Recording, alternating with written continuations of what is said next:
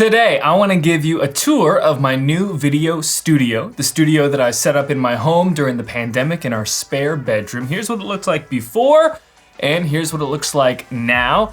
I'll be sharing with you all the gear that I'm using in here, how I've set up the framing, audio, lighting, acoustic treatment, and everything in between. So let's dive in.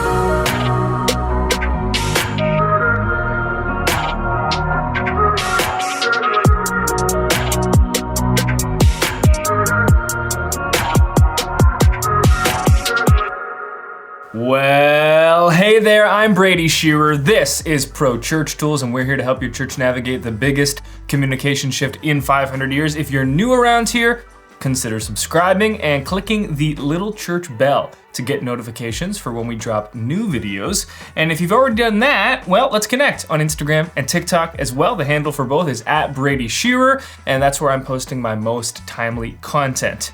Now, one thing that's important to know about me is that I love sitcoms. Now, this started growing up in my house as a kid. My mom would love watching reruns of MASH, but then there was also the iconic Thursday night lineup on NBC of Seinfeld and then Friends, and of course the modern classics for my generation, The Office, Parks and Rec, New Girl, Brooklyn Nine-Nine, I could go on.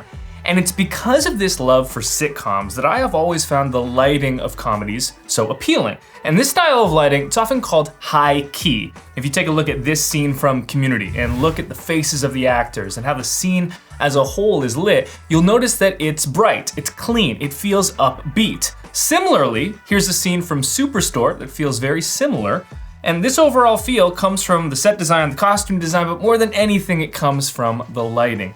And what creates this look is essentially a lack of contrast. Again, just take a look at the faces of the actors in any of these scenes, and you'll find that their faces are lit basically evenly on both sides. Now, this is called contrast ratio, the difference in how one side of a face is lit versus the other. To compare, take a look at this scene from Game of Thrones. This is called reverse key lighting, where you're shooting into the shadow side of an actor's face, very common in drama, in film. So again, just look at how dark the one side of Jon Snow's face is compared to the other. That's contrast ratio. And the basic rule is, the greater the contrast ratio, the greater the drama, which is why you'll see almost no contrast ratio in most sitcoms and comedies, because the mood you're trying to strike there is upbeat.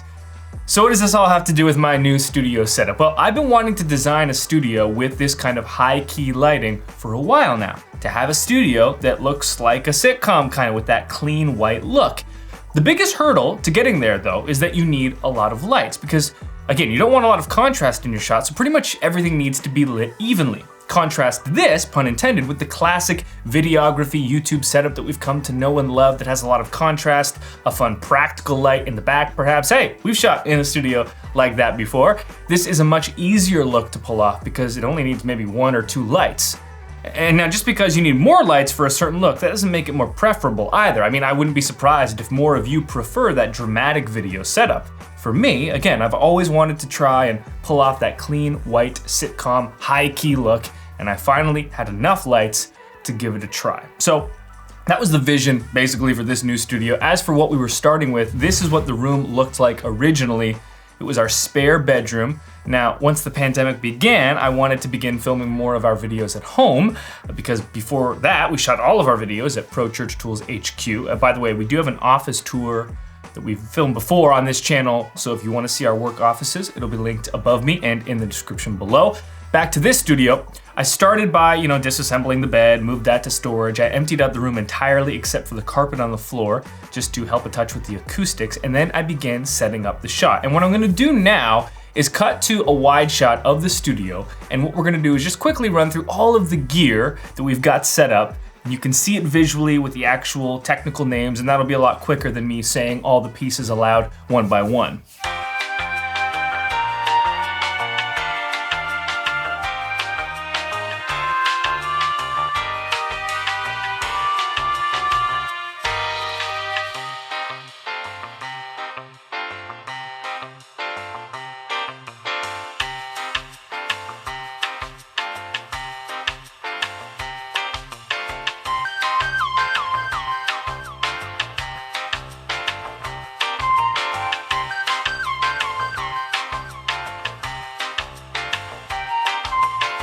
Okay, now let's break down the lighting. Here's the room completely dark. We'll start with our main key light, the Aperture 120D turned all the way up, basically in a light dome softbox. Next, the Nanlite Pavo Tube 30C, that's directly above me. And this is serving as a secondary key light, basically. From there, we've got another Aperture 120D, but this one is shining on our background, not in a softbox. We've also got another Pavo Tube 30C on the floor, shining up on our background. And then lastly, a hair light behind me, that's the Nanlite Forza 60. So 5 lights that together let us achieve this high key look. And I'm using the Canon 50mm f1.2 lens for this shot. The aperture is set to 2.0, which is how I'm getting this nice separation from the background, even though this room isn't particularly large. And let's switch perspectives now. I'm gonna grab the Sony a7S III and walk you through some of the more functional parts of this studio that I really like. Okay, let's take a little walk around the studio now. And I wanna start with the audio we have set up right here. It's all held up on this Impact Vera pole that's basically using tension to stay up there. There are no screws, there's nothing that's drilled into the wall, it's just tension. And originally what we had was we had a bunch of like C-stands all around here, but the problem is that it wasn't, I don't think, making the best use of the space. What we did was we got to suspend this Nanlite, our secondary key light, and our shotgun mic above everything, eliminate the need for C-stands, and that's freed up a lot more space here. It just kind of cleans up the look overall. So we've got the mic, you know, the shotgun mic boom stand holder thingy, a couple different connectors to make everything work, and then this friction arm that runs all the way to the top. And then up here is just like these mounting brackets. And then the XLR basically runs all the way along the Vera pole, down behind the Acoustic Treatment, on the ground, and then into over here the Canon C500 Mark II. Let's talk about this Acoustic Treatment next. So there are a total of 4 of these insulation panels in the office, in the studio. 1, 2, 3, 4. There's one behind the Aperture 120D here. I made these because I wanted to have like portable acoustic treatment. I didn't want to put anything permanently on the walls, and each one only cost like $98 to make. So what we have here is basically this Durospan foam board, and then I used 3M77 adhesive spray to attach these foam 4-inch deep pallets sort of thing. There's 4 of them on here. So like 1, 2, 3, 4. I think they're 24 by 48, and then they make up the overall acoustic panel. Acoustic treatment is obviously so important, and making these and allowing for them to be portable, cost-effective, excellent. Cannot recommend them enough. Next, let's talk about or at least let's talk about what it looks like when I sit down in the chair. Hey look, now you're me. And this is me filming a YouTube video. So there's obviously the teleprompter. I'll zoom in so you can see a bit more of that. And then I have this little monitor right here so I can see myself. And you probably won't be able to see it from here, so let me just walk up to give you a closer look. What's nice about this is now you should be able to see. This monitor has the kind of rule of thirds, that's the one, grid on there, so I can make sure that I'm properly centered and I'm not like a little bit to the right or a little bit to the left. And then it's on manual focus. I don't film in autofocus. This right here is the manual focus, and I can move it. I click here so it's right on my head.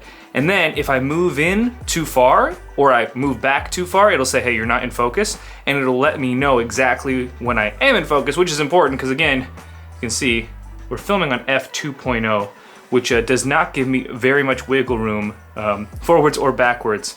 And of course, shooting out of focus is no good. So that's what it looks like to me filming from there. Another very important part of this studio is the paper backdrop that we have mounted to the ceiling. So this is drilled in, mounted to the ceiling. And what we do is we pull this down when we want to shoot thumbnails. So I'll just bring it down right now and show you.